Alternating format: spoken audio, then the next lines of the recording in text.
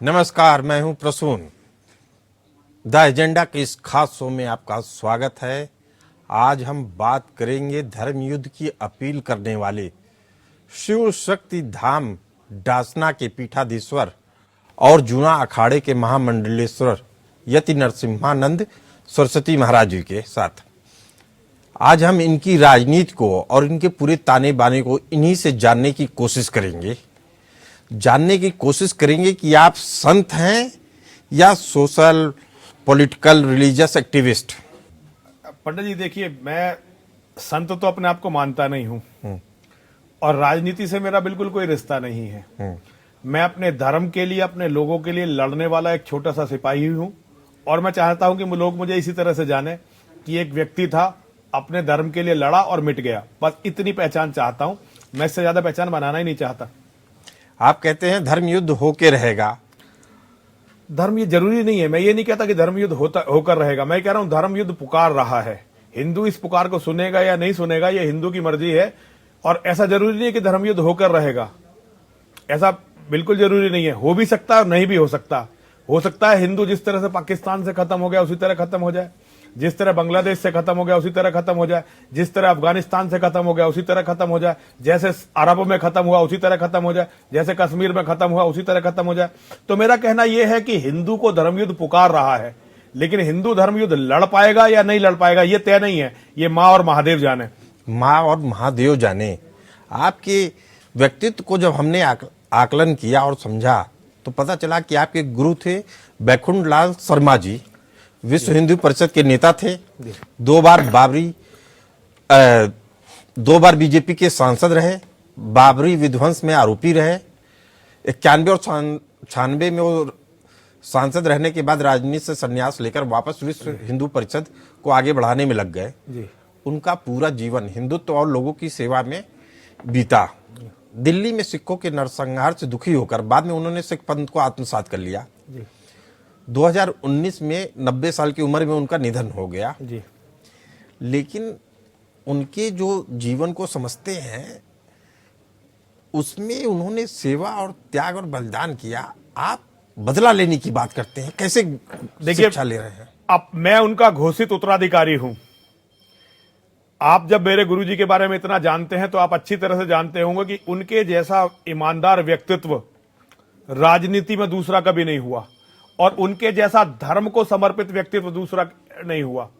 मेरे गुरु श्री BL शर्मा प्रेम सिंह शेर मेरे लिए वो सब कुछ हैं। भगवान के बाद, मां और महादेव के बाद गुरुजन ही सब कुछ हैं। तो मैं उन्हीं की कही हुई एक एक बात जो मैंने उनसे सुनी, उनके एक एक अनुभव को मैं पूरी दुनिया को बताने में लगा हुआ हूं। आप मेरे गुरुजी का आकलन कर रहे हैं किताबों से और मैंने अपने गुरुजी के साथ जीवन जिया है। मैंने उनकी पीड़ा को देखा है।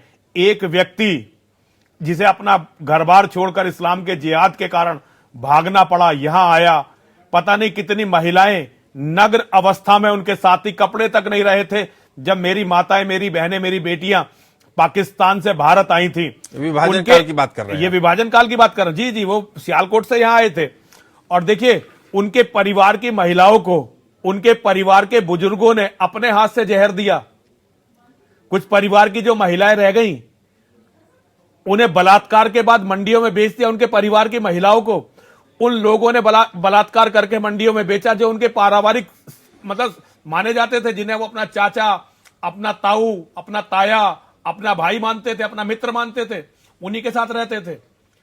विभाजन का जो विभत्सकारी दृश्य उन्होंने पूरे जीवन जिया। लोग तो बातें करते हैं, उन्होंने उस दृश्य को अपने पूरे जीवन जिया और उन्होंने ये देखा किस तरह भारत बर्बाद हुआ। उनकी प्रेरणा से आप हिंसा वाली बात भी नहीं, देखिए हिंसा तो मैं करता ही नहीं हूं। मैं तो योगेश्वर श्री कृष्ण का अनुयायी हूं, गीता का पालन करने वाला व्यक्ति हूं। मैं हिंसा में विश्वास ही नहीं करता, मैं हिंसा को मानता ही नहीं हूं। आप हिंदुत्व को आगे बढ़ाने में लगे हैं। मैं सनातन धर्म को आगे बढ़ाने में लगे हैं। देखिए, मैं सनातन धर्म बढ़ा पाऊं ना बढ़ा पाऊं ये मैं बहुत छोटा व्यक्ति हूं। मैं तो धरती का एक कैंसर है जिसका नाम है इस्लाम, उसका उपचार खोजने में लगा हुआ हूं।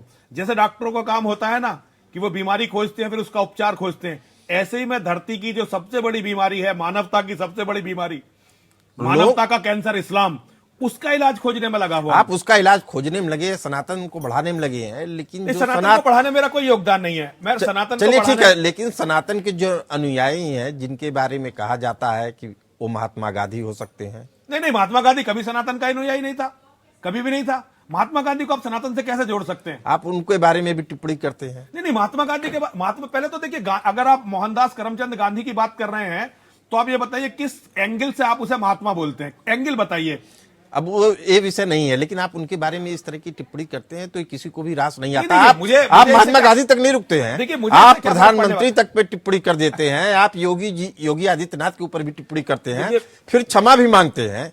देखिए, योगी जी का हम बहुत सम्मान करते हैं। योगी जी को हम भारत की राजनीति में एकमात्र व्यक्ति जो अच्छे मन का व्यक्ति है, जो वास्तव में सनातन धर्म के लिए कुछ करना चाहता है, वो योगी आदित्यनाथ जी महाराज है। हम योगी जी का बहुत सम्मान करते हैं। ठीक है, हमने बिल्कुल आप जो कह रहे हैं हमारे मुंह से निकला है उनके बारे में, क्योंकि जब और आपने माफी भी मांग ली। माफी तो इसलिए मांग ली कि मैं उनसे नहीं लड़ना चाहता। आप उनसे नहीं लड़ना चाहते। मैं ठीक योगी है। जी की ताकत को कमजोर नहीं करना चाहता। योगी जी की उत्तर ताकत को नहीं प्रदेश में- कमजोर करना चाहते हैं। मेरा अगला सवाल है आपसे जी, कि आप योगी जी की ताकत को नहीं कमजोर करना चाहते हैं, लेकिन कहा जाता है कि आप अपनी जुबान पे काबू नहीं रख पाते नहीं हैं। नहीं, ऐसा कुछ नहीं है, ऐसा कुछ नहीं है।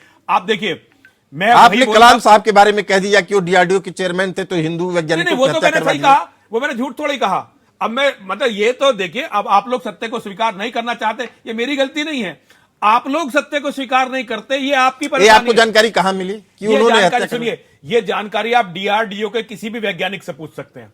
अब और मतलब ये निजी बातचीत में आपको ऐसी आशंका है तो इसको आपने मान लिया कि हाँ वो सही नहीं है। नहीं नहीं नहीं, आप जो है देखिए, अफजल गुरु जिसने संसद पर हमला किया, उसकी पत्नी और कलाम साहब के संबंधों के बारे में जरा पता करिए। अरे भाई, अगर कोई और- आदमी किसी का परिवार किसी से मिलने जाएगा तो उस पर आप नाराजगी क्यों आप व्यक्त कर जाके रहे हैं? देखिए एक बार, आप प्रयास करिए, राष्ट्रपति के प्रोटोकॉल पता चलेंगे आपको। अरे भाई- आप इतने बड़े पत्रकार हैं, आप अगर प्रयास करेंगे आपको पता चलेगा कितना प्रोटोकॉल वो है। जब राष्ट्रपति भवन एक में रहते आतंक- थे तो पीपुल्स प्रेसिडेंट कहे जाते थे। देखिए, मैं ये- आपको देखिए, जानकारी के नहीं, लिए नहीं, ये देखिए, कोई सुनिए, भी सुनिए, आदमी जाके उनसे मिल लेता देखिए, था सहज भाव मैं से। कलाम के बारे में बात नहीं करना चाहता, आपके उनके बारे में कुछ और विचार होंगे, लेकिन सच्चाई वो है जो मैं बोलता हूं, और मैं इसके बारे में यहां बात नहीं करना चाहता। अच्छा चलिए, नहीं बात करना चाहते हैं, लेकिन आप तमाम ऐसे बड़े नेताओं पे आरोप लगाते हैं, लेकिन आप पे भी आरोप लगता है कि आप छलिया हैं। छलिया का मतलब समझते हैं?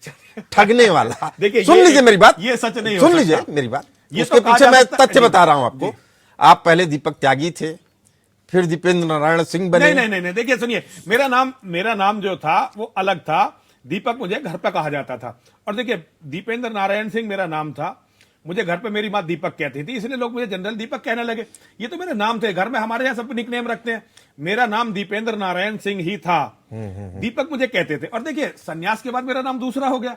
ये तो सभी भाई, हमारे यहाँ सन्यास के बाद लोग अपना जीवन का अपना 16वां संस्कार करते आप हैं। खुद कह रहे हैं कि आप संत नहीं हैं, आप एक्टिविस्ट हैं, आप अपने धर्म मैं के लिए लड़ाई लड़ते मैं हैं। अपने धर्म के लिए लड़ने वाला एक छोटा सा सिपाही हूं, और मैं जो आज की संत की अखिल परिभाषा उसमें कहीं भारतीय से नहीं। संत परिषद में कैसे आपका प्रवेश हो गया फिर? देखिए, संत में तो परिषद, देखिए ये एक बड़ी लंबी सी कहानी है और अजीब सी कहानी है। मैं एक बिटिया के चक्कर में, एक छोटी बच्ची थी, उसके संपर्क में आया। वो लव जिहाद की शिकार थी, और जब मैं उसके संपर्क में आया, उन्हीं दिन मैं बीएल शर्मा प्रेम सिंह जी शेर जी के संपर्क में आया, जो मेरे गुरु हैं। उनकी बातों में जो एक तारतम्य था, उसने मुझे इस्लाम के बारे में जानने को प्रेरित किया।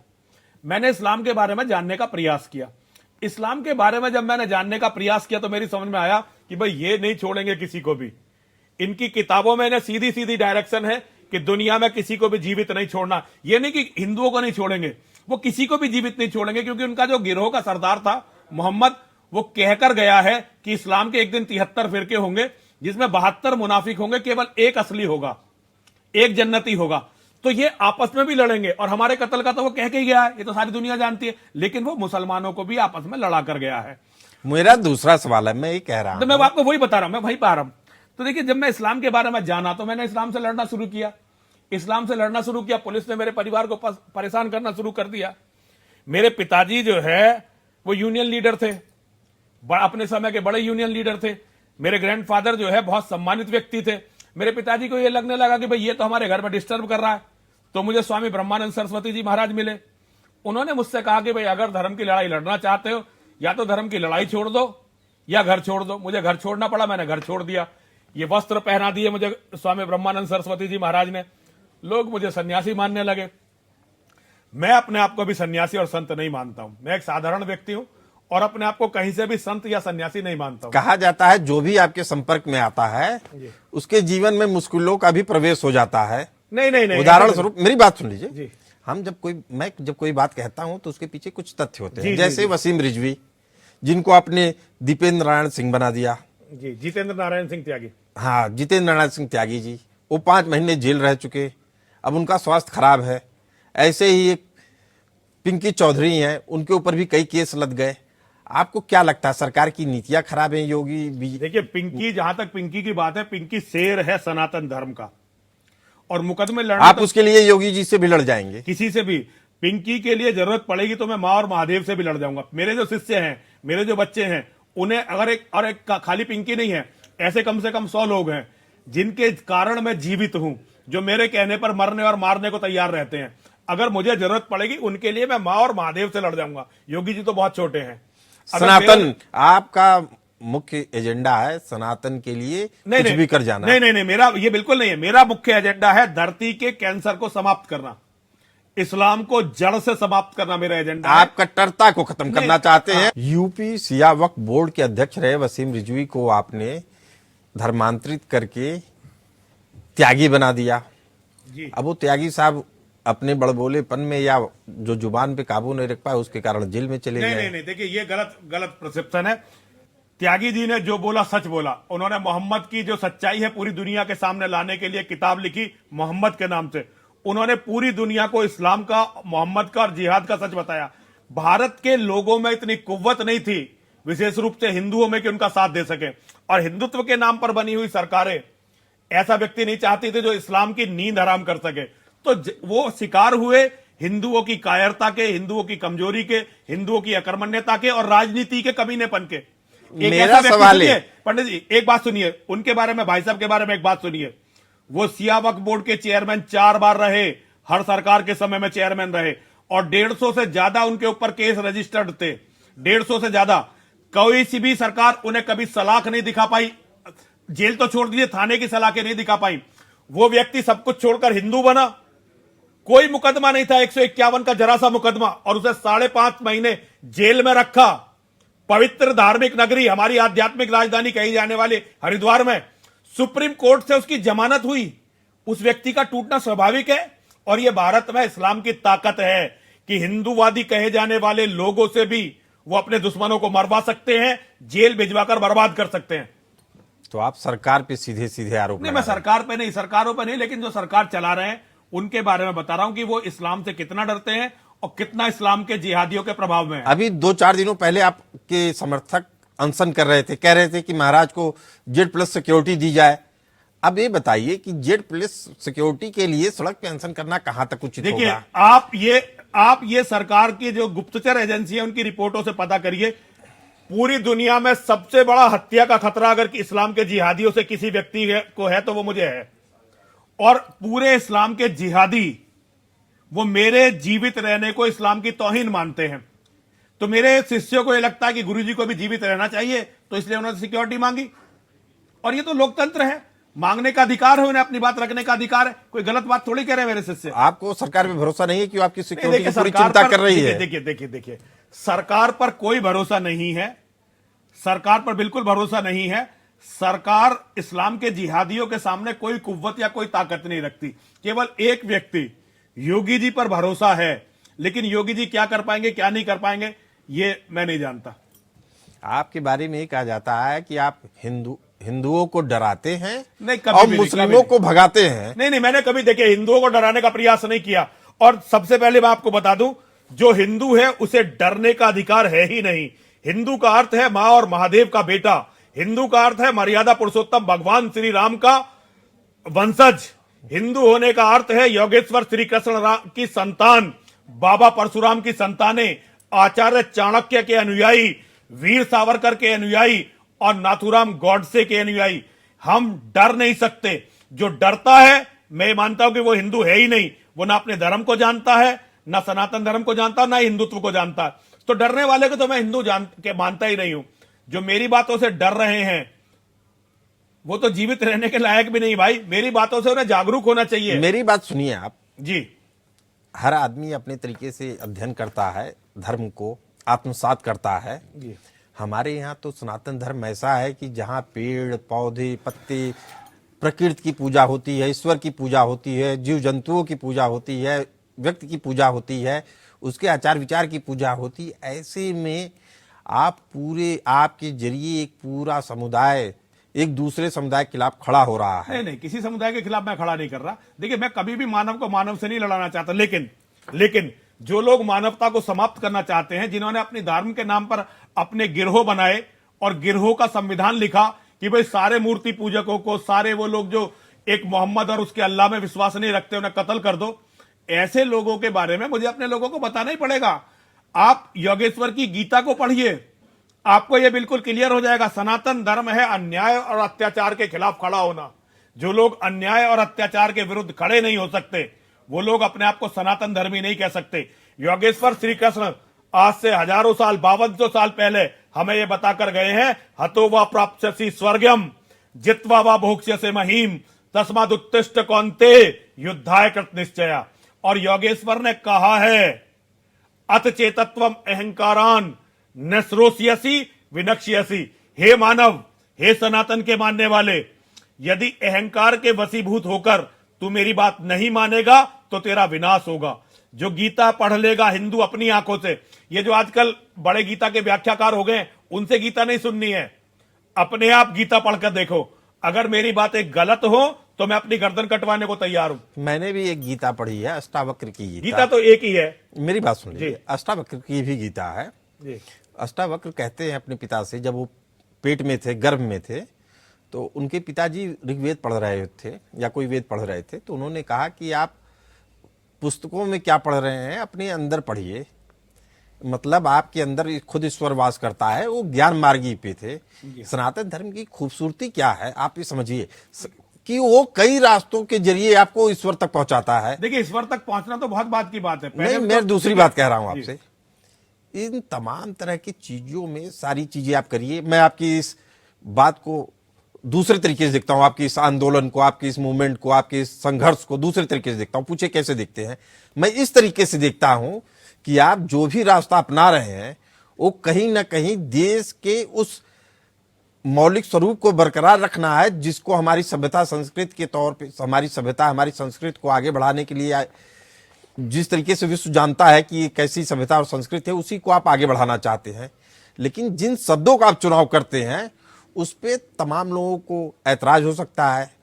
तो मेरा ये निवेदन है आपसे कि आप अपने शब्दों का चयन सही करिए। सुन लीजिए महाराज, और जो धर्म है और जो ये राष्ट्र है, ये दोनों एक दूसरे के पूरक हैं। भारत को कभी धर्म से अलग नहीं किया जा सकता है और धर्म को कभी भारत से अलग नहीं किया जा सकता है। ये तो सही है। और उसकी आप लड़ाई लड़ रहे हैं तो राष्ट्र की लड़ाई लड़ रहे हैं, लेकिन आपको अपने शब्दों का चयन मर्यादित तौर पे करना चाहिए। आप बड़े संघर्ष के लिए हैं, हमारी शुभकामनाएं हैं, लेकिन शब्दों का चयन सही होना चाहिए। महाराज, देखिए पंडित जी, मैं आपको समाज के लिए 1 मिनट के अंदर आपका संदेश। समाज के लिए मेरा केवल इतना संदेश है, नेताओं के चक्कर में मत पड़ो, अपने भगवान की शरण में चलो, अपने परिवारों को मजबूत करो। और परिवार बड़ी गाड़ियां या बड़े घरों से मजबूत नहीं होते। परिवार तब मजबूत होते हैं जब उनमें ज्यादा लोग होते हैं। परिवारों को बड़ा करो, परिवारों को मजबूत करो और अपने बच्चों को इस लायक बनाओ कि कल अगर बुरा समय आए, जिहादियों की भीड़ आपके घरों के सामने हो, तो आपके बच्चे अपनी भी रक्षा कर सकें, अपने परिवार की भी रक्षा कर सकें, अपनी बहन बेटियों की भी रक्षा कर सकें और उन लोगों को कुचल सके जो आपके घर पर आपको मारने के लिए हमला करेंगे। अश्वम नियव गजम नियव व्याघ्रम नियव चे अजापुत्रम बलिम ददियाद देवो दुर्बल घातका। अरे हाथियों की नहीं होती, घोड़ों की नहीं होती, शेरों की तो कदापि कदापि नहीं होती, केवल कमजोर बकरों की संतानों की बलि दी जाती है, क्योंकि देव अर्थात भाग्य ये दुर्बल पर घातक होता है। दुर्बल मत बनिए, अपने बच्चों को बकरे का बच्चा मत बनाइए, अपने बच्चों को सिंह बनाइए ताकि वो धर्म और आपकी रक्षा कर सके। हर हर महादेव, हर हर महादेव, हर हर आपको एक महाराज एक बात और बताना चाहता हूं। जब इस तरह के दंगाई क्षेत्रों में फंसते थे तो शिवसेना ने एक तमाम शाखाएं बनाए, कस्बे लेवल पे, गांव के लेवल पे, मोहल्ले के लेवल पे, और वो एक दूसरे से संपर्क में रहते थे ताकि कहीं हमला हो तो एक लोगों को इकट्ठा किया जा सके और सरकार की मदद ली जा सके ताकि दंगों से बचा जा सके। मैं फिर कह रहा हूं, आपके उद्देश्य एकदम साफ है, देश को आप आगे की ओर ले जाना चाहते हैं, लेकिन फिर जो आपकी मंशा होती है, तमाम विरोधी आपकी मंशा पे सवाल खड़ा करते हैं। इसमें केवल आप शब्दों का चयन सही करेंगे तो राष्ट्र वैसे ही परम वैभव की ओर जा रहा है, आपका भी योगदान हमेशा याद किया जाएगा। इसके साथ एक चीज और चाहता हूं मैं महाराज कि गीता की कोई एक ऐसी बात बताए जो सभी को प्रेरणा दे। देखिए, गीता की सबसे बड़ी बात जो है, गीता व्यक्ति को वेदों के, धर्म के आदर्शों पर चलना सिखाती है। योगेश्वर श्री कृष्ण ने अपने शिष्य का से कहा था, धर्म युद्ध में यदि तुम आ गए तो अब तुम युद्ध को नहीं छोड़ सकते। अगर तुम युद्ध छोड़कर जाओगे तो ना तुम्हें स्वर्ग मिलेगा, ना तुम्हें यश मिलेगा, और ना ही तुम फिर कभी वीरों में गिने जाओगे। तो योगेश्वर श्री कृष्ण ने धर्म की स्थापना के लिए जो रास्ता बताया वो गीता को सर्वोच्च बनाता है। और गीता बताती है आत्मा कभी नहीं मरती, इसलिए सनातन धर्मी को कभी भी मृत्यु का भय नहीं होना चाहिए। यही गीता का संदेश है। और यही गीता के संदेश के साथ ये भी है कि राष्ट्र को सभी नागरिक मिलकर परम वैभव की ओर ले चले। देखिए, गीता में राष्ट्र की कोई व्याख्या नहीं है। जिस समय गीता लिखी जा रही थी, पूरा विश्व एक ही था और पूरा विश्व सनातन धर्म से ही प्रचलित होता था। तो गीता में राष्ट्र की कोई व्याख्या नहीं है। गीता धर्म की बात करती है और गीता धर्म की रक्षा की बात करती है। चलिए महाराज, इसके अभी वक्त की कमी है, आप आए, बहुत बहुत धन्यवाद। इसी के साथ हम विराम लेते हैं। चलते रहिए एपीएन न्यूज के साथ।